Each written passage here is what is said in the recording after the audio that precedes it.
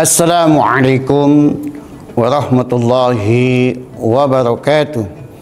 Innal hamdalillah nahmaduhu wa nasta'inuhu wa nastaghfiruh wa na'udzu billahi min shururi anfusina wa min sayyiati a'malina. May yahdihillahu fala mudilla lahu wa may yudlil fala hadiya lahu. Asyhadu an la ilaha illallah wahdahu la syarika lahu wa asyhadu anna Muhammadan abduhu wa rasuluhu alladzi la nabiyya ba'd. Allahumma shalli ala Muhammad. Sahabat dakwah Muhammadiyah yang dirahmati Allah di mana saja Anda berada. Kita sudah memasuki Ramadan yang ke-22.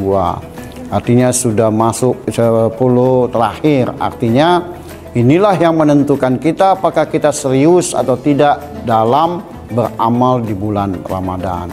Sehingga nanti apa yang kita cita-citakan dapat diraih dengan meraih nilai takwa di sisi Allah. Sahabat dakwah Muhammadiyah yang dirahmati Allah, kalau kita periksa di dalam Al-Quran, ada kata sabar yang diungkap begitu banyak. Ada 103 disebutkan di dalam Quran berdasarkan rujukan Mu'jam Mufassal li Al-Fas Al-Quran Al-Karim oleh Muhammad Abdul Baqi. Di dalam Al-Quran itu ada 103. Maknanya kalau menurut Al-Gharib Al-Asfahani, kalau Al-Quran menyebut lebih dari 3 kali kata, itu maknanya harus kita perhatikan, sebab dia akan sangat penting. Karena sangat pentingnya, makanya diulang sampai 103 dalam bentuk bervariasi tentunya sesuai dengan konteksnya. Sahabat dakwah Muhammadiyah di mana saja Anda berada yang dirahmati Allah. Maka apa itu sabar? Sabar itu artinya menahan diri. Sabar artinya menahan diri untuk tidak melakukan kemaksiatan, melawan apa yang dikatakan Allah dan Rasulnya. Jadi sabar tetap mematuhi apa yang dikatakan Allah dalam Quran dan apa yang dikatakan Rasul di dalam As-Sunnah. Itulah sabar. Jadi sabar itu intinya adalah untuk kebaikan. Jadi sabar bukan untuk kejelekan. Jadi kalau ada orang ditabok, ditempeleng, kelepak katanya, lalu dia bilang sabar, ini tidak sabar, ini namanya pau, ya kan? Kenapa? Karena dia tidak melakukan apa yang dikatakan Allah dan Rasulnya. Allah dan Rasul bilang kalau Anda disakiti, sesuaikan balas kesakitan yang Anda derita. Kuping dibalas kuping, itu kata Quran. Jadi bukan sabar tuh, itu namanya bodoh and tolol. Tapi kalau ada suami kita, para istri ini suaminya ya gajinya masih rendah, itu harus sabar. Ya dia sholat, dia puasa dengan baik, dia berakhlakul karimah, tapi penghasilannya 1 bulan masih 500.000. Nah, itu baru namanya sabar. Sabarlah, terus berusaha semaksimal mungkin, berdoa sama Allah. Nah, itu baru namanya sabar. Karena kita mampu menahan diri untuk tetap istiqomah menjalankan apa yang dikatakan Allah dalam Quran, yang dikatakan Rasul di dalam As-Sunnah, baru sabar. Tetapi ada seorang istri, suaminya tidak ngasih uang belanja, lalu sering menabok, lalu suaminya minum minuman keras, mabuk-mabukan, main judi, berzinah lagi. Nah, ini bukan sabar. Ini juga dikatakan ini tidak sesuai dengan panduan Al-Quran dan As-Sunnah. Mestinya ini dinasihati. Kalau dia tidak mau dinasihati, panggil orang tua, panggil mertua, panggil ustaz, ambil mediasi supaya dia sadar bahwa dia salah. Kalau nggak mau juga, ya ini ya dipecat suami seperti ini, nggak guna ini, nggak guna. Kalau nggak guna ngapain? Ya, jadi bukan sabar. Wah, suami kita ini melakukan maksiat, sabar, itu ladang amal. Bukan, itu bukan sabar. Itu kolaborasi kepada kemaksiatan. Sabar itu untuk kebaikan, bukan untuk kemaksiatan, bukan untuk kejahatan.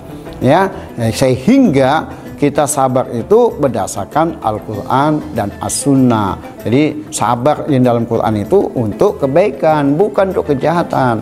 Ya boleh kita doakan kalau dia memang kewajibannya ya dipenuhi, uang belanjanya dipenuhi, lalu dia masih buat jahat, didoakan. Tapi uang belanja nggak diberikan, malah nabok lagi, malah melakukan kemaksiatan. Nah, ini bukan kita sikap sabar, tapi kita ya berperilaku bodoh and tolol. Jadi jangan kita lakukan seperti ini.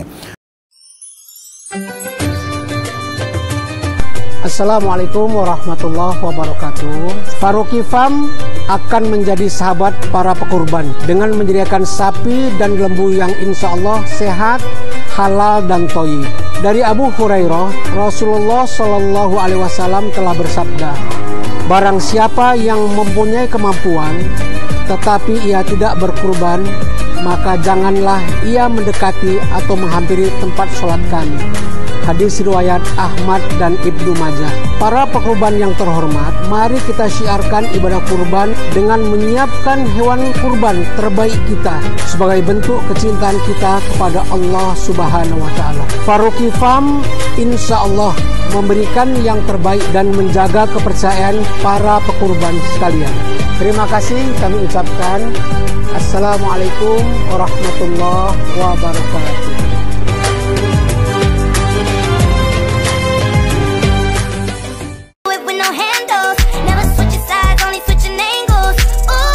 Ini dia nih, camilan favorit banyak orang saat sedang bersantai, keripik.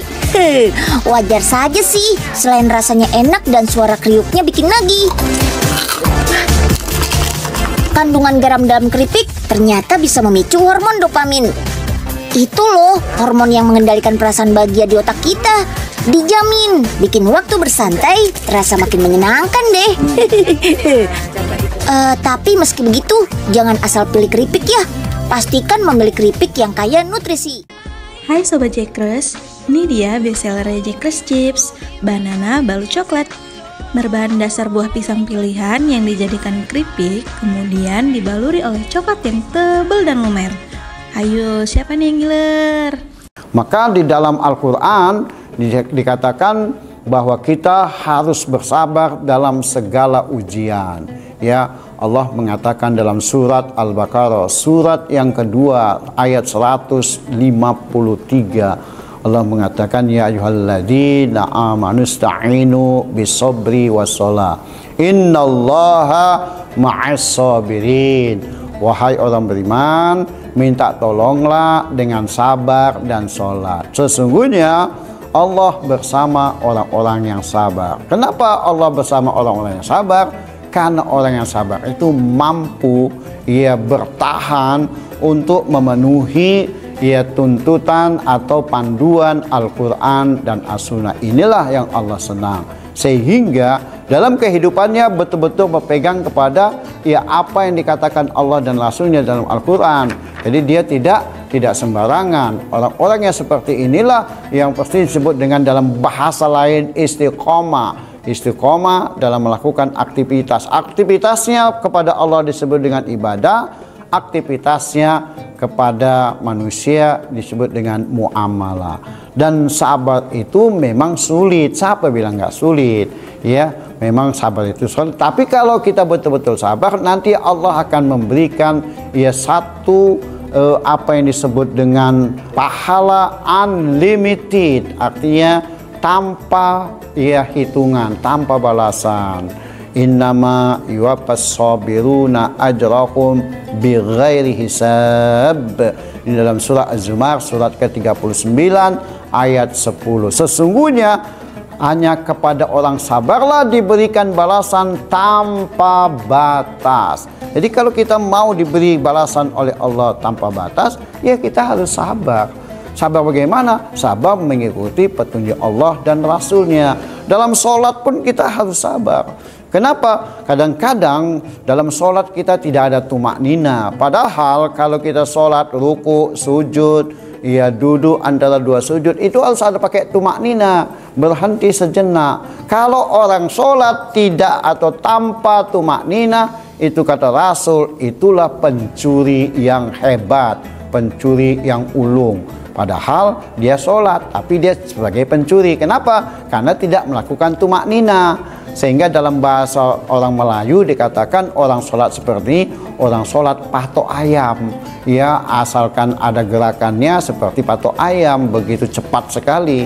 Sehingga sholat tarawih bisa hanya 7 menit 23 rakaat. Wah, ini kan kacau ini. Tumak ninanya nggak ada. Padahal salah satu SOP sholat itu harus ada tumak nina. Menunjukkan kita punya akhlakul karimah kepada Allah, hubungan kepada Allah. Jadi bagi orang yang tidak melakukan tumak nina, itu artinya dia tidak memiliki perilaku sabar. Padahal perilaku sabar itu selain landasan iman, selain landasan ikhlas, ya harus sabar.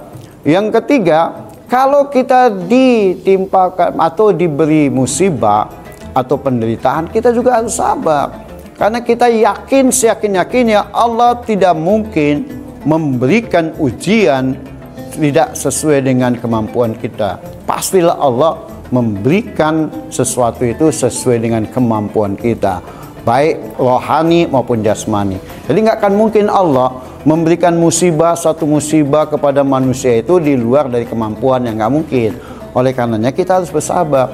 Disitulah kehebatan orang mukmin, kata Rasul, bahwa orang mukmin itu kalau dikasih musibah dia bersabar, kalau diberikan nikmat dia bersyukur. Itulah dikatakan mukmin yang sejati.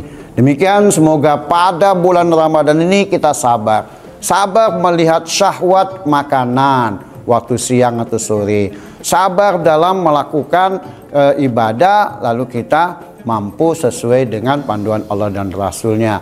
Sabar kita untuk tidak melakukan maksiat dalam hal harta, kita mencuri, kita maling, manipulasi, sehingga kita betul-betul terjaga kehidupan kita dari perilaku sabar, yang akhirnya kita mendapat satu balasan tanpa batas, atau bahasa lainnya bighairi hisab. Semoga ada manfaatnya. Nasrum minallah wa fathun qarib wa basyiril mu'minin fasdabil khairat. Bilai taufiq wal hidayah. Assalamualaikum warahmatullahi wabarakatuh.